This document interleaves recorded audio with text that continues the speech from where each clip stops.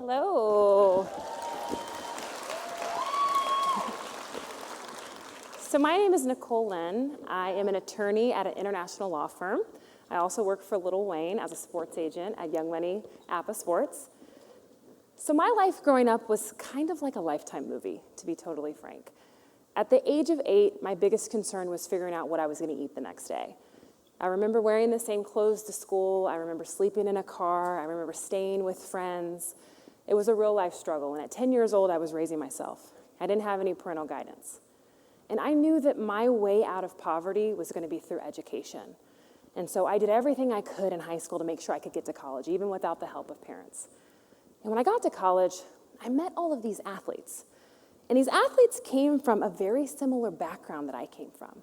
They grew up with rags, and then they'd get drafted in the NFL, and they'd turn into riches. But then, unfortunately, they'd go back to rags. And that so much bothered me.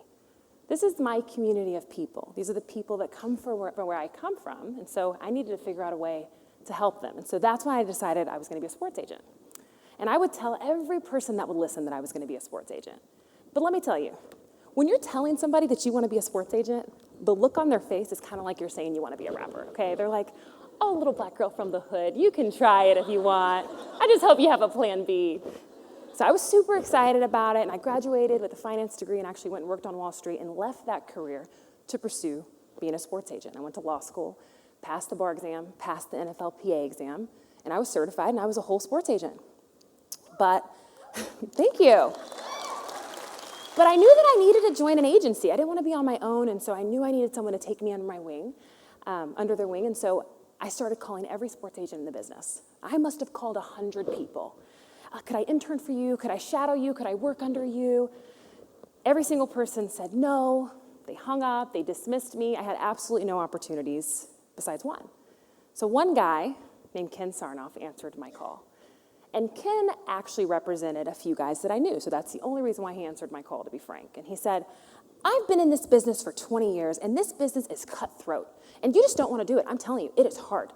Oh, and you're a woman? Look, I'm not saying anything negative about women, miss, but it's hard, okay? And then he tells me, listen, I get this call every day from some kid that wants to be a sports agent. I need you to do something earth-shattering before I would consider hiring you, okay? Like, for example, if you could get me a meeting with LaRaven Clark, okay? And so for context, LaRaven Clark was this big NFL prospect, supposed to go on like the first or second round. He's like, look, I've been in this business for 20 years. You couldn't get in the room with LaRaven Clark. I mean, if you could, sure, but like, that's earth-shattering. So I hung up the phone, and I call him back 45 minutes later, and he's like, yeah, did you have another question? And I was like, yeah, I just wanted to know what time you could meet with LaRaven tomorrow. He's available at 4.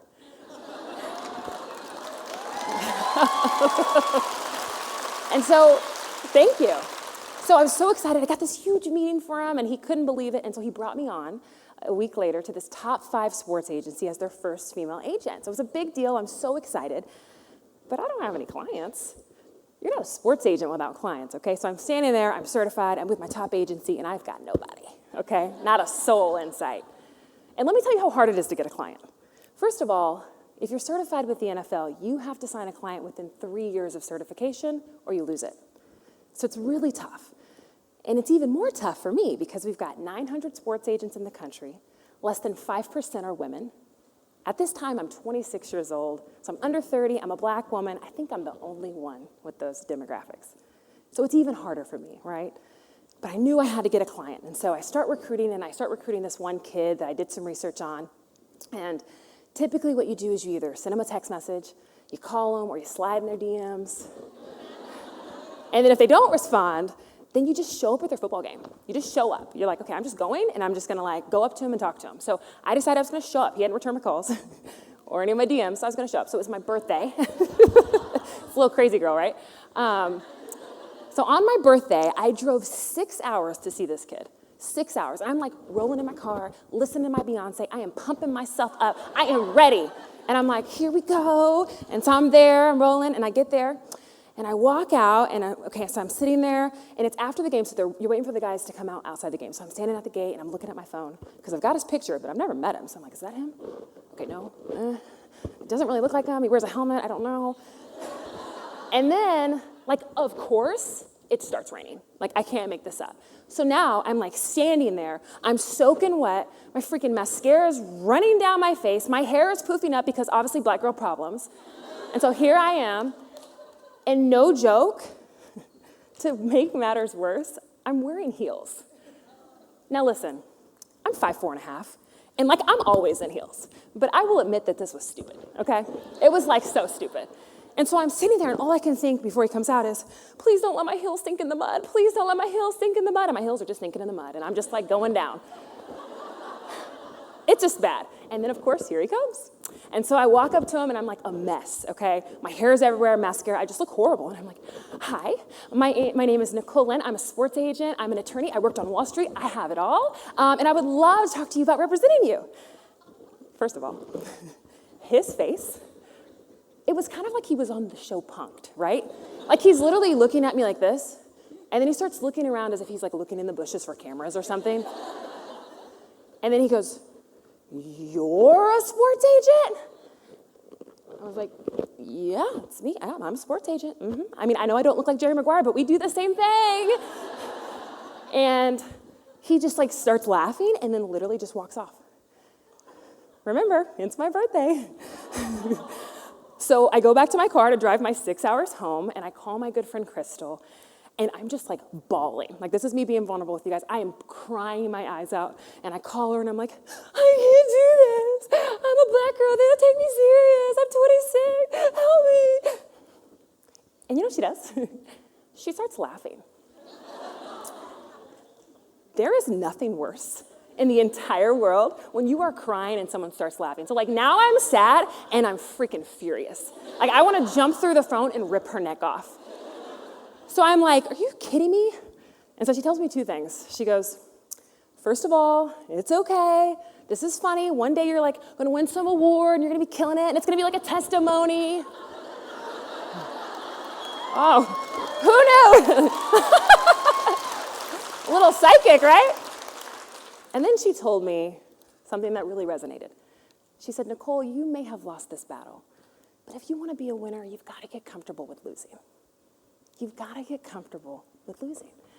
And that was so important because she said that I had to be comfortable with losing, not because I might lose, but because I would lose. Because all winners lose. All winners lose even more than they win. And that was so impactful for me. See, little did I know, that entire year, I would go on losing. I recruited 20 or 30 players in my first year and didn't sign a single one of them. I lost every time. And I just continuously lost. And now, you know, I can look at my career now, and I've got over 20 players, ESPY nominated, NFL players, pro softball, Olympians, coaches, etc. But for every single player I have that said yes, 20 said no. 20 I lost to. And for every agent that didn't answer my phone call, all 99, only one did.